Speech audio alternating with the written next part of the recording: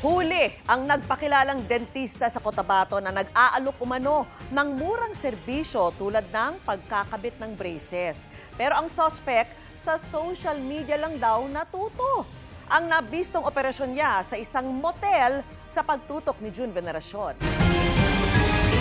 Pero matagal ka nang ganito, ma'am. Ayan, Joe. Imbes na sa klinik, sa kwarto ng isang motel sa Cotabato City, pinapunta na nagpakilalang dentista na si alias Bart ang kanyang pasyenteng susukatan umano ng braces. Libre yung cleaning, tol? Kapag upper and lower ang hipon, gawin mo.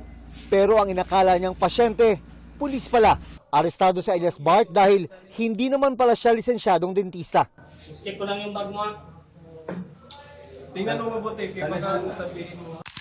Ikinasa ang entrapment matapos ma-monitor ng PNP Anti-Cybercrime Group ang suspect na nag-aalok online ng dental services gaya ng pagkakabit ng braces sa halagang 1,000 pesos lang. Wala naman talaga itong clinic. Yung mga kuha na lang niya, mga pagpapanggap ay kung asan siya ay doon na lang pupuntahan. Sabi ng Anti-Cybercrime Group, marami na ang nabiktima ng suspect na pumasok daw sa illegal na gawain para suportahan ang kanyang pag-aaral.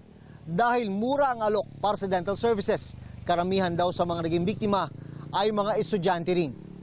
Itong suspect natin ay natutunan niya yung paggawa ng braces ay sa isang social media platform dito. So doon siya nag-aral at pinag-practicean niya yung kanyang mga naging biktima. Ayon sa PNP, may mga minomonitor pa silang ibang peking dentista.